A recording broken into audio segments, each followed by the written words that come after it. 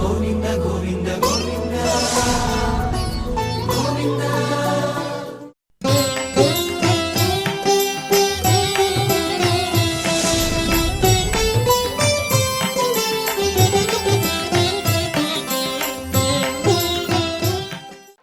గురుర్బ్రహ్మా గురుర్విష్ణుః గురుర్దేవో మహేశ్వరః గురుః సాక్షాత్ పరం బ్రహ్మ తస్మై శ్రీ గురవే నమః.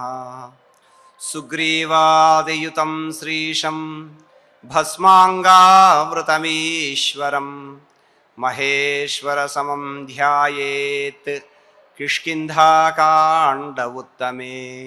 శ్రీరామచంద్ర పరబ్రహ్మణే నమః. అథ శ్రీమద్ రామాయణే ఆదికావ్యే కిష్కింధాకాండే దశమః సర్గః. సుగ్రీవుడు వాలిని ప్రాధేయపడుతూ ఉన్నాడు అని మనం ప్రస్తావన చేసుకుంటూ ఉన్నాం. అది కూడా నీవే రాజుగా ఉండవయ్యా, నీవు శత్రువుని సంహరించి వచ్చావు కనుక ఛత్రము అలాగే వాల వ్యజనము నేను పట్టుకుంటాను, నీవు చక్కగా రాజ్యాభిషిక్తుడవు, రాజుగా ఉండు అని అన్నాడు. అలా అంటూ సుగ్రీవుడు అంటున్నాడు, ఆర్తశ్చాత బిలద్వారి స్థిత సంవత్సరం నృప దృష్ట్వాహం శోణితం ద్వారి బిలాచ్చాపి సముత్థితం.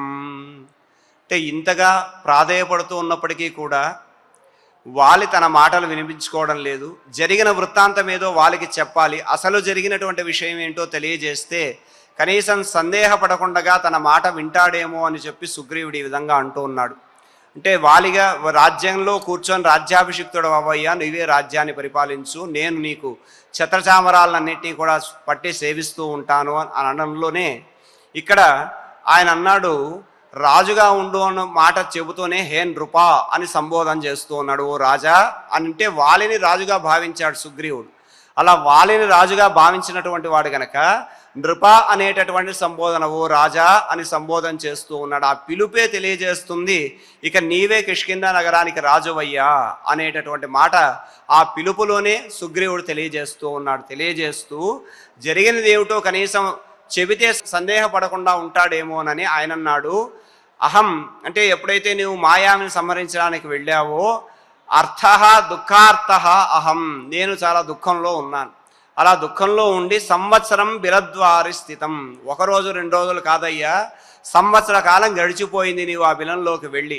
అలా సంవత్సర కాలం నువ్వు ఆ బిలంలో ఉండగా సంవత్సరం దాటి చాలా కాలం అయింది, నేను అక్కడే నిలబడుకొని ఉన్నాను ఆ ద్వారం దగ్గర. ఆ ద్వారం దగ్గర నిలబడి ఉండడమే కాదు, బిలాత సముత్థితం శోణితం ద్వారి దృష్ట్వా, ఆ బిలం నుంచి కూడా నురగలతో కూడినటువంటి రక్తం వచ్చింది. చాలా కాలం తరువాత హాహాకారాలు వినపడ్డాయి. అలా బిలద్వారం నుంచి వచ్చినటువంటి రక్తాన్ని చూసి నీవు వస్తావు అని చెప్పి సంవత్సర కాలం పాటు నేను ద్వారం వద్ద వేచి ఉంటే అక్కడ ఉన్నటువంటి ఆ గుర్తులను చూసినటువంటి వాడై నేను నీకేదో ప్రమాదం జరిగింది అని శంకించానే తప్ప నాకు రాజ్యం మీద ఆశ లేదయ్యా, రాజ్యకాంక్షతో నేను సింహాసనాన్ని అధిష్ఠించలేదు. నేను ఆ ద్వారానికి అడ్డుగా రాయేందుకు పెట్టానో కూడా చెబుతున్నాడు ఆయన. శోక సంవిఘ్న హృదయ భృశం వ్యాకులితేంద్రియ అభిధాయ బిలద్వారం శైలశృంగేణ తత్తథా తస్మాద్దేశాదపాక్రమ్య కిష్కింధాం ప్రావిశం పునః. జరిగినటువంటి వృత్తాంతం ఇది. సంవత్సర కాలం పాటు నేను అక్కడ బిలద్వారం దగ్గర ఉంటే నీవు తిరిగి రాకపోతే నాకు భయం వేసిందయ్యా, అక్కడ నురుగలతో కూడినటువంటి రక్తం వచ్చింది. అంతేకాదు శోక సంవిఘ్న హృదయ, శోకం చేత నేను ఆ దుఃఖాన్ని పొందినటువంటి హృదయం కలిగినటువంటి వాడనై భృశం వ్యాకులతేంద్రియ, ఈ కలత చెందినటువంటి ఇంద్రియముల చేత నీ పట్ల ఉన్నటువంటి ప్రేమ చేత తదా అప్పుడు అంటే ఆ బిలద్వారం దగ్గర రక్త ప్రవాహాన్ని చూసిన తరువాత బిలద్వారం శైలశృంగేణ అపిధాయ, అంతవరకు కూడా నేను అక్కడే నిలబడుకొని ఉన్నాను నువ్వు వస్తావని చెప్పి. ఎప్పుడైతే ఆ విలంలో నుంచి ఆ గుహలో నుంచి రక్తం వచ్చిందో దాన్ని చూసినటువంటి వాడనై ఇక నీవు మరణించావేమో, ఆ రాక్షసుడు బయటికి వస్తాడనేటటువంటి భయం చేత ఆ ప్రదేశంలో ఆ బిలద్వారాన్ని ఒక పర్వత శిఖరంతో మూసివేసి తస్మాత్ ప్రదేశాత్ పునః కిష్కిందాం ప్రావిశం, ఆ ప్రదేశాన్ని విడిచిపెట్టి నేను తిరిగి కిష్కిందా నగరానికి వచ్చేసానన్నా. ఈ విధంగా నేను నిన్ను సంహరించాలని, లేకపోతే నీవు లేకుండగా రాజ్యాన్ని పొందాలి అనేటటువంటి ఆశతో కాదు. సంవత్సర కాలం పాటు నీ కోసం ఆ బిలద్వారం దగ్గర వేచి ఉన్నాను, ఆ గుహ దగ్గరే నిలబడి ఉన్నాను, కానీ నీవు రాలేదు కనుక జరిగినటువంటి యథార్థ వృత్తాంతం ఇది అని చెప్పి జరిగినటువంటి వృత్తాంతాన్ని వాలికి తెలియజేస్తూ ఉన్నాడు సుగ్రీవుడు. అంటే సంవత్సర రోజుల పాటు కూడా అక్కడే వేచి ఉన్నాను అని అన్నాడు. కానీ వాలి సంవత్సరం రోజులైనా తిరిగి రాలే. అలా రక్తం వస్తే ఈయనేమనుకున్నాడు అని అంటే, ఇక నీవు జయించలేక రాక్షసుల చేత ఓడిపోయావేమో, ఆ రాక్షసులు నిన్ను సంహరించారేమో, ఆ రాక్షసుడు ఏమైనా బయటికి వస్తాడేమో అనేటటువంటి భయంతో నేను ఆ ద్వారాన్ని మూసివేశాను అని చెప్పి సుగ్రీవుడు చెబుతూ ఉన్నాడు. ఇలా చెబుతూ ఆయన అన్నాడు, విషాదాత్విహమాం దృష్ట్వా పౌరైర్మంత్రిభిరేవ చ అభిషిక్తో న కామేన తన్మే త్వం క్షంతుమర్హసి. సుగ్రీవుడు క్షమించమని ప్రాధేయపడుతూ ఉన్నాడు. ఈయన తప్పు లేకపోయినా దేనికి క్షమించమంటున్నాడంటే, విషాదాత్ ఇహ మాం దృష్ట్వా, నీవు చనిపోయావనేటటువంటి దుఃఖంలో ఉన్నాను నేను. అదే దుఃఖంతో కిష్కిందా నగరానికి వచ్చాను. కిష్కిందా నగరానికి వస్తే ఇక్కడ ఉన్నటువంటి మంత్రులు పౌరులు వీళ్ళందరూ కూడా అడిగారు, వాలి ఎక్కడా అని అడుగుతున్నారు. వాలి ఎక్కడా అని నేను చెప్పలేకపోతున్నాను, అలా దుఃఖంలో ఉన్నాను. అలా దుఃఖంలో ఉన్నటువంటి నేను ఇక ఆ దుఃఖాన్ని భరించలేక వాళ్ళకు ఉన్న విషయం చెబితే, పౌరైహి మంత్రిభిరేవచ అభిషిక్త, నేను రాజుగా ఉండాలి అని నేను కోరుకోలేదు. ఆ ప్రజలు అలాగే మంత్రులు వీరందరూ కూడా బలవంతంగా నన్ను రాజుని చేశారు, వాళ్ళ చేత రాజుగా అభిషేకించబడ్డాను. నకామేనా, ఆ మాట కూడా చెప్పాడు, నకామేనా, నాకు ఏ రకమైనటువంటి కోరిక లేదు. అంటే సుగ్రీవుడు చెబుతున్నటువంటి ప్రతి మాట కూడా వాలిని సంహరించి తాను రాజుగా ఉండాలి అనేటటువంటి ఆలోచన సుగ్రీవుని మనసులో ఏ కోశాన కూడా లేదు. కానీ వాలి మాత్రం తనను సంహరించి రాజ్యకాంక్షతో సుగ్రీవుడు ఈ విధంగా వ్యవహరించాడు అని చెప్పి వాలి మనసులో దృఢంగా నిశ్చయించుకున్నాడు తప్ప సుగ్రీవుని మాట వినటం లేదు. అందుకని ఆయన అన్నాడు, నకామేనా, నాకు కోరికలు లేవయ్యా, రాజుగా ఉండాలన్న ఆలోచన కూడా లేదు. కానీ ఈ మంత్రులు అలాగే ఈ ప్రజలందరూ కూడా నన్ను రాజుగా అభిషేకం చేశారు కనుక రాజుగా అభిషేకించబడినటువంటి త్వం నమే తత్, ఏదైతే దోషము జరిగిపోయిందో అంటే రాజుగా నన్ను అభిషేకం చేశారో దానిని క్షంతం అర్హసి, నీవు క్షమించడానికి అర్హుడవు అని అన్నాడు.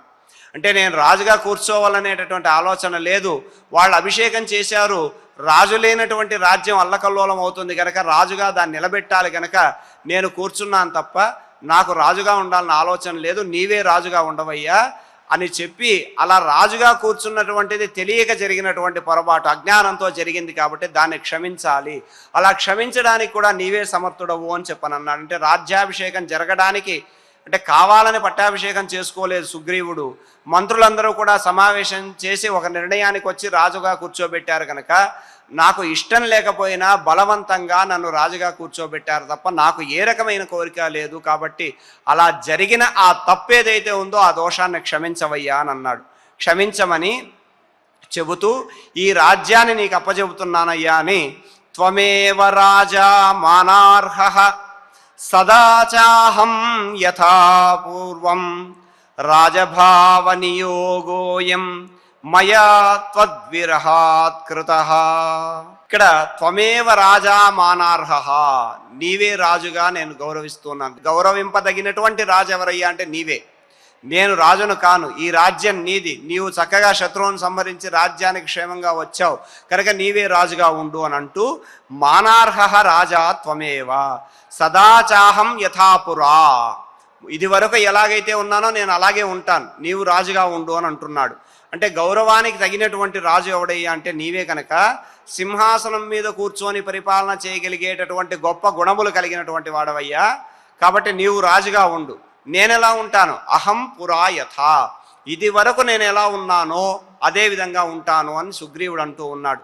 అంటే ఇక్కడ ఎంత గొప్ప మాట అంటే, ఒక మహాత్ముడు నీలాంటి మహాత్ముడు రాజుగా ఉంటే అలాంటి రాజును సేవిస్తూ నేను ఏదో యువరాజుగా ఉండి నిన్ను నిరంతరము కూడా సేవించుకుంటూ ఉంటానయ్యా, అది తప్ప నాకు వేరే అక్కర్లేదు, ఈ రాజ్యంతో నాకు పని లేదు కనుక నీవే రాజుగా ఉండు, సింహాసనం మీద రాజుగా కూర్చో అని అన్నాడు. రాజుగా ఒకసారి ఉన్నటువంటి వాడు ఎవడైనా సరే తిరిగి ఆ రాజ్యాన్ని కోల్పోయి రాజ్యాధికారాన్ని కోల్పోయి సేవకుడుగా ఉంటానని అంటాడా? కానీ సుగ్రీవుడు వాలి పట్ల ఉన్నటువంటి గౌరవం చేత తాను ఈ రకమైనటువంటి మాట అంటున్నాడంటే, రాజ్యాధికారం నాకు అక్కర్లేదు, నువ్వు రాజుగా ఉంటే నేను ఎలా ఉంటానంటే పూర్వం నేను ఎలా అయితే ఒక సేవకునిగా సేవిస్తూ ఉన్నానో అలా నిన్ను సేవించుకుంటూ ఒక సేవకుడిగానే ఉంటాను తప్ప నాకు రాజ్యాధికారం అక్కర్లేదు అని చెప్పి సుగ్రీవుడు అన్నాడు.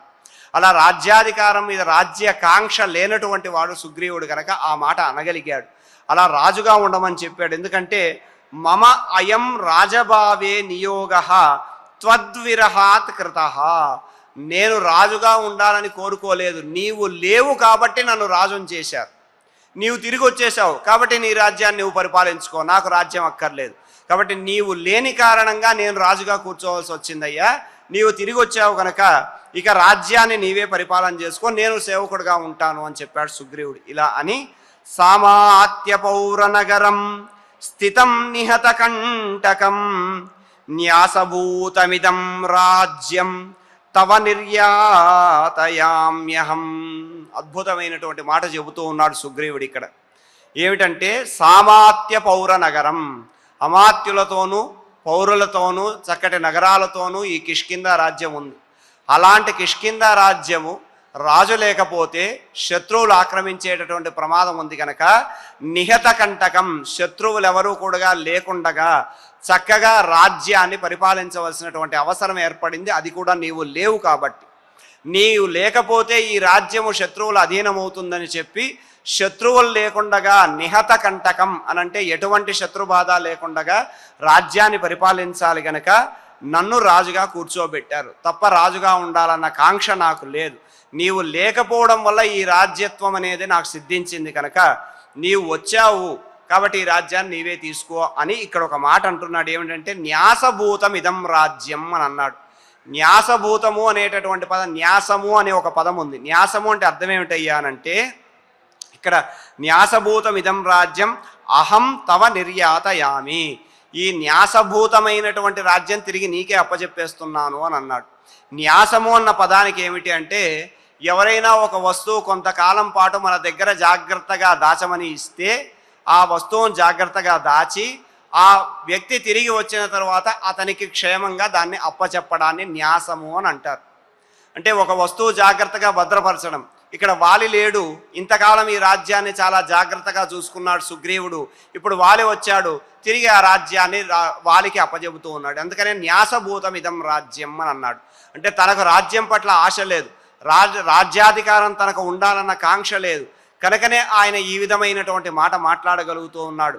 ఒక రాజుగా కూర్చున్నవాడు తిరిగి రాజ్యాధికారాన్ని కోల్పోవాలి అని అనుకోడు. కానీ సుగ్రీవుడు వాలి పట్ల ఉన్నటువంటి ప్రేమ చేత తన సోదరుడు రాజుగా ఉంటే తాను చక్కగా ఆ సోదరుడిని సేవించుకుంటూ ఉండాలి అనే భావనే తప్ప రాజుగా తాను కూర్చోవాలనేటటువంటి కోరిక లేనివాడు గనక తాను న్యాసభూతమిదం రాజ్యం అన్నాడు. అన్నా నీవు లేవు గనక ఈ రాజ్యాన్ని ఇంతకాలం పరిపాలన చేశారు, ఆ మంత్రులందరూ నన్ను రాజుగా కూర్చోబెట్టారు, ఇప్పుడు నీవు వచ్చావు కనుక నీ రాజ్యాన్ని నీకు అప్పచెబుతూ ఉన్నాను, అది కూడా శత్రుబాధలు ఏవీ లేవు కనుక ఈ రాజ్యాన్ని స్వీకరించు అని చెప్పి ఒక దాచబడినటువంటి సొమ్ము తిరిగి ఎవరికైతే అది చెందాలో వాడికి చక్కగా జాగ్రత్త పరిచి ఇచ్చినటువంటి విధంగా ఈ రాజ్యాన్ని నీకు అప్పచెబుతున్నానయ్యా అని చెప్పి న్యాసభూతమిదం రాజ్యం అని తనకు రాజ్యకాంక్ష లేదు అనేటటువంటి విషయాన్ని చెబుతూ మాచరోషం కృథా సౌమ్య మయి శత్రు నిబర్హణ యాచే త్వాం శిరసా రాజన్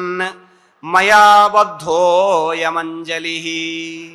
చాలా దీనంగా ప్రాధేయపడుతూ ఉన్నాడు సుగ్రీవుడు. అలా ప్రాధేయపడుతూ శత్రు నిబర్హణ, శత్రువుల్ని నిర్మూలించడంలో గొప్ప సామర్థ్యం కలిగినటువంటి వాడా, అంటే ఆ రాక్షసుడిని సంహరించి వచ్చావు, నీకు అసలు అడ్డు లేదు, నీ బలపరాక్రమాలకు అడ్డు లేదు, అలాంటి గొప్ప శత్రువుల్ని సంహరించడంలో నైపుణ్యం కలిగినటువంటి వాడా అంటూ సౌమ్య అని సంబోధన చేస్తూ ఉన్నాడు. సౌమ్యుడైనటువంటి వాడా అంటే కోపాన్ని విడిచిపెట్టవయ్యా, నేను చెప్పినటువంటి మాటలను ఆలకించు, జాగ్రత్తగా నా మాటలు విను, ఆ కోపాన్ని విడిచిపెట్టు, మమ రోషం మాకృతాహ, నా విషయంలో కోపగించుకోకు అని అన్నాడు.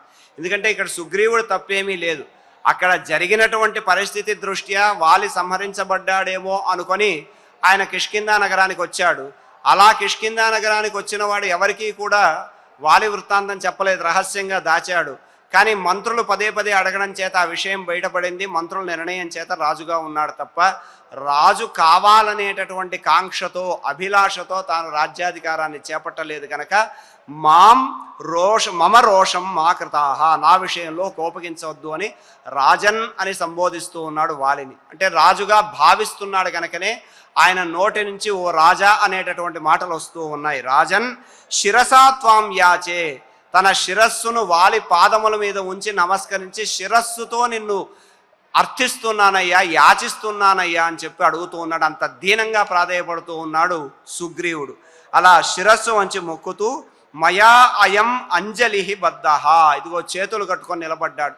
అలా దోసలు కట్టుకొని ఉన్నటువంటి ఆ సుగ్రీవుడు అంజలి ఘటించి శిరస్సును పాదాలకు తాకించి రాజన్ అని వాలిని సంబోధిస్తూ, ఈ రాజ్యం మీద తనకు ఆశ లేదు కనుక, తిరిగి నీవు క్షేమంగా వచ్చావు కనుక ఇక రాజ్యాన్ని నీవే పరిపాలించు, ఈ రాజ్యాన్ని నీకు అప్పచెబుతున్నాను అని చెప్పి ఛత్రము వాల వ్యజనాలు పట్టుకొని సిద్ధంగా ఉన్నాడు సుగ్రీవుడు. అలా ఉండగా శిరస్సు వంచి అంజలి ఘటించి ఇలా అంటూ ఉన్నాడు. బలాదస్మి సమాగమ్య మంత్రిభిః పురవాసిభిః రాజభావే నియుక్తోహం శూన్యదేశ జిగీషయా. శూన్యదేశ జిగీషయా, ఆ కారణం కూడా చెబుతున్నాడు. రాజుగా అభిషేకం చేస్తే నువ్వు చేసేసుకోవడమేనా, రాజుగా కూర్చోవడమేనా నువ్వు అనుకుంటావేమో అని మంత్రిభిః పురవాసిభిః సమాగమ్య శూన్యదేశ జిగీషయా అస్మిన్ రాజభావే బలాత్ నియుక్త అని అన్నాడు. అంటే ఇక్కడ తనకిష్టం లేదు రాజుగా కూర్చోవడం. ఈ మంత్రులు అలాగే నగర ప్రజలందరూ కూడా రాజు లేకుండా శూన్యంగా ఉంటే, ఆ సింహాసనం ఖాళీగా ఉంటే రాజ్యమంతా కూడా అల్లకల్లోలం అవుతుంది కనుక రాజ్యం లేనటువంటిది అరాజకం అవుతుంది, ప్రజలందరూ కూడా ఇబ్బంది పడతారు కనుక రాజుగా ఉండాలి అని చెప్పి ఈ రాజ్యమునందు బలాత్ నియుక్త, నన్ను బలవంతంగా కూర్చోబెట్టారయ్యా, నాకు కోరిక లేదు అనే విషయాన్ని చాలా స్పష్టంగా సుగ్రీవుడు వారికి చెబుతూ ఉన్నాడు. ఇక్కడ నీకు సోదరుడిగా నేను నీకు తెలియజేస్తున్నాను తప్ప నీకు శత్రువుని కాను, నీవు చనిపోవాలని కోరుకునేటటువంటి వాడిని కాను. ఏదో నీవు ఆ బిలంలో ఉంటే బిలానికి అడ్డు పెట్టేస్తే నేను ఇక రావు కాబట్టి నేను సుఖంగా రాజ్యాన్ని పరిపాలించుకోవచ్చు అనేటటువంటి కోరిక నాకు లేదు. నీ సోదరుడిగా నేను ప్రాధేయపడుతున్నాను, అర్థిస్తున్నాను, యాచిస్తున్నాను అని చెప్పి దీనంగా ప్రాధేయపడుతూ ఉన్నాడు సుగ్రీవుడు. అలా చెబుతూ స్నిగ్ధమేవం బ్రువాణం మాం సతు నిర్భత్స్య వానరః ధిక్త్వామితి చ మాముక్త్వా బహుతత్తదువాచః. ఈ విధంగా సుగ్రీవుడు వినయంగా చాలా దీనుడై శిరస్సును పాదాలకు తాకించి అంజలి ఘటించి ఇంత దీనంగా ప్రాధేయపడుతూ ఉంటే సహ వానరః, ఆ వానరుడైనటువంటి వాలి, సుగ్రీవుడు ఇంతగా వేడుకుంటూ ఉంటే కూడా ఆ వాలి ఏవం స్నిగ్ధం బ్రువాణం మాం నిర్భత్స్య, ఇంత స్నేహపూర్వకంగా బ్రతిమాలుకుంటున్నటువంటి నన్ను భయపెట్టి త్వాం ధిక్కితి చ ఉక్త్వా తత్తద్ బహు ఉవాచ, ఛీ అని చెప్పి నన్ను నిందించి అనేకమైనటువంటి పరుషమైన కఠినమైన మాటలన్నీ కూడా మాట్లాడాడయ్యా. ఈ విధంగా దూషితమైనటువంటి వాక్యములన్నీ కూడా పలికాడు అని అన్నాడు. అంటే సుగ్రీవుడేమో వాలి పట్ల ఉన్న గౌరవం చేత చాలా మృదువుగా ఆయన దీనంగా తన రాజ్యాన్ని తీసుకోమని చెప్పి, తనకు రాజుగా ఉండవలసినటువంటి ఆలోచనే లేదని చెప్పి ప్రాధేయపడుతూ ఉంటే, రాజుగా ఉండడానికి నీవే అర్హుడవు అని చెప్పి తాను రాజమర్యాదలన్నింటినీ కూడా చేయడానికి సిద్ధంగా ఉంటే, సుగ్రీవుడి మాటలేవి కూడా లెక్క చేయకుండా వాలి పరుషంగా మాట్లాడుతూ ఉన్నాడు, పరుషంగా దూషిస్తూ ఉన్నాడు, భయపెడుతూ ఉన్నాడు. అలా భయపెడుతూ సుగ్రీవుడు చెప్పినటువంటి కారణాలన్నీ కూడా ఏ కారణాలైతే ఉన్నాయో అవన్నీ కూడా ధిక్ అని వాటిని నెట్టి తీసిపడేశాడు. అంటే ఏ ఒక్క మాట కూడా ఆయన వినిపించుకోలేదు. ఇది నిజమా కాదా అనేటటువంటి ఆలోచన కూడా చెయ్యలేదు. తన తమ్ముడు ఇంత ప్రేమగా తనకు చెబుతున్నాడు, జరిగినటువంటి విషయం ఏమిటో ఆలోచిద్దామనేటటువంటి ఆలోచన కూడా ఆయన మనసులో రాలేదు. అలా ఆలోచించలేక నిందావాక్యములతో సుగ్రీవుని అవమానించడం కోసం అని చెప్పి ప్రజలందరినీ మంత్రులందరినీ కూడా ఒక చోటికి పిలిచాడు. అలా పిలిచి ప్రకృతిశ్చ సమానీయ మంత్రిణశ్చైవ సమ్మతాన్ మామాహ సుహృదాం మధ్యే వాక్యం పరమగర్హితం. ప్రకృతిశ్చ సమ్మతాన్ మంత్రిణశ్చైవ, ప్రజలందరినీ కూడా పిలిచాడు. అలాగే గౌరవమైనటువంటి పూజ్యులైనటువంటి మంత్రులందరినీ కూడా ఆహ్వానించాడు. సమానీయ వాళ్ళందరినీ కూడా ఆహ్వానించి సుహృదాం మధ్యే స్నేహితులందరూ కూడా ఉన్నారు, నా స్నేహితులు నా బంధువులందరూ కూడా ఉన్నారు. వీరందరి మధ్యలో కూడా మాం పరమగర్హితం వాక్యం ఆహా, చెప్పినటువంటి మాటలన్నీ కూడా యథార్థములే అయినా నేను చెప్పినటువంటి కారణాలన్నీ కూడా పనికిరానటువంటి వాటిగా భావించి నేను రాజ్యకాంక్షతోనే ఈ విధంగా చేశానని భావించినటువంటి నా సోదరుడైన వాలి నన్ను గూర్చి అనేకమైనటువంటి నిందావాక్యాలన్నీ కూడా పలుకుతున్నాడయ్యా. మాం పరమగర్హితం వాక్యమాహ. అది కూడా ఎవరి మధ్య? ప్రజలందరినీ కూడా పిలిచాడు, మంత్రులందరినీ కూడా పిలిచాడు. వారి మధ్య స్నేహితులందరూ ఉండంగా స్నేహితుల మధ్య తనను నిందిస్తూ దూషణమైనటువంటి వాక్యాలన్నీ కూడా పలుకుతూ ఉన్నాడు ఆ వాలి అని. విదితంవో యథారాత్రౌ మాయావీ సమహాసురః మాం సమాహ్వయత క్రూరః యుద్ధకాంక్షీ సుధన్మతిః. అంటే అసలు వాలి జరిగినటువంటి వృత్తాంతమంతా కూడా ఆలోచించకుండా, తెలుసుకోకుండా, సుగ్రీవుడు చెప్పినటువంటి మాట వినకుండా ఇక తాను చెప్పడం మొదలెట్టాడు. జరిగినటువంటిది ఏమిటో అక్కడ ఉన్నటువంటి వారందరికీ చెప్పి సుగ్రీవుడు రాజ్యకాంక్షతోనే ఈ విధంగా చేశాడు అనేటటువంటి మాటను చెప్పడం కోసం పురా మహాసురః మాయావి క్రుద్ధః యుద్ధకాంక్షి తదా రాత్రో సమాహ్వయత వహ విదితం. మీకు అందరికీ తెలిసినటువంటి విషయం ఒకటి ఉంది కదా, ఏమిటంటే ఇది వరకు గతంలో రాక్షసుడైనటువంటి ఆ కోపంతో ఉన్నటువంటి మాయావి వచ్చి నన్ను యుద్ధానికి రమ్మని ఆహ్వానించాడు. అలా ఆ రాత్రిపూట యుద్ధానికి ఆహ్వానించినటువంటి ఆ రాక్షసుడిని సంహరించాలని వాడు నన్ను యుద్ధానికి పిలిచాడు అనేటటువంటి విషయం మీకు అందరికీ తెలుసు కదా అని అక్కడ నుంచి చెబుతూ జరిగినటువంటి దానిలో సుగ్రీవుని యొక్క తప్పే ఉంది అని నిరూపించడానికి ఉన్నటువంటి మాటలన్నీ కూడా చెబుతూ నన్ను నిందిస్తూ ఉన్నాడు అన్న మాటలను సుగ్రీవుడు రామచంద్ర ప్రభుతో చెబుతూ ఉన్నాడు. ఈ విధంగా ప్రజల ముందర మంత్రుల ముందర కూడా చులకన చేస్తూ అవమానిస్తూ వాలి ఈ విధంగా మాట్లాడుతున్నాడయ్యా అని చెప్పి రామచంద్ర ప్రభువుతో చెబుతూ ఉన్నాడు. సుగ్రీవుడు ఆ వాలికి తనకు కలిగినటువంటి శత్రుత్వాన్ని తెలియజేసేటటువంటి వృత్తాంతాన్ని తెలిపే శ్లోకాలను మనం చక్కగా పారాయణ చేసుకుందాం. ఆర్తశ్చాత బిలద్వారి స్థిత సంవత్సరం నృప దృష్ట్వాహం శోణితం ద్వారి బిలాచాపి సముత్థితం శోక సంవిఘ్న హృదయ భృశం వ్యాకులితేంద్రియ అపిధాయ బిలాద్వారం శైలశృంగేణ తత్తథా తస్మాద్దేశాదపాక్రమ్య కిష్కింధాం ప్రావిశం పునః విషాదాత్విహ మాం దృష్ట్వా పౌరైర్మంత్రిభిరేవ చ అభిషిక్తో న కామేన తన్మే త్వం క్షంతుమర్హసి త్వమేవ రాజా మానార్హః సదా చాహం యథా పురా రాజభావనియోగోయం మయా త్వద్విరహాత్ కృతః సామాత్యపౌరనగరం స్థితం నిహతకంటకం న్యాసభూతమిదం రాజ్యం తవ నిర్యాతయామ్యహం మాచరోషం కృథా సౌమ్య మయి శత్రునిబర్హణ యాచే త్వాం శిరసా రాజన్ మయా బద్ధోయమంజలిః బలాదస్మి సమాగమ్య మంత్రిభిః పురవాసిభిః రాజభావే నియుక్తోహం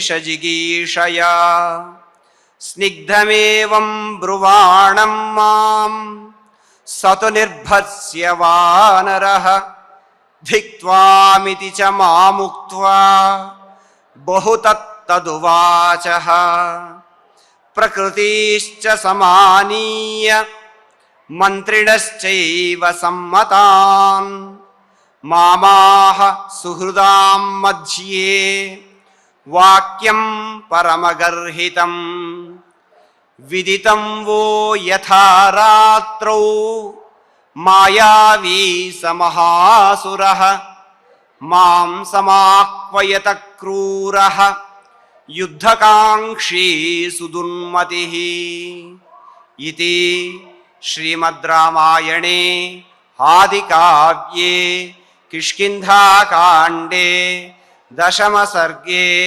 దశశ్లోకాః. ఇలా చక్కగా సుగ్రీవుడు పలికిన వాక్యాలను పారాయణ చేసుకున్నాం. క్షమాప్రార్థనాదులతో మంగళాంతంగా ఈ కార్యక్రమాన్ని పరిపూర్ణం చేసుకుందాం. యదక్షరపదభ్రష్టం మాత్రాహీనం చ యద్భవేత్ తత్సర్వం క్షమ్యతాం దేవ నారాయణ నమోస్తుతే. కాయేన వాచా మనసేంద్రియైర్వా బుద్ధ్యాత్మనా వా ప్రకృతే స్వభావాత్ కరోమి యద్యత్ సకలం పరస్మై నారాయణాయేతి సమర్పయామి. శ్రియకాంతాయ కళ్యాణ నిధయే నిధయేర్తినాం శ్రీవేంకట నివాసాయ శ్రీనివాసాయ మంగళం.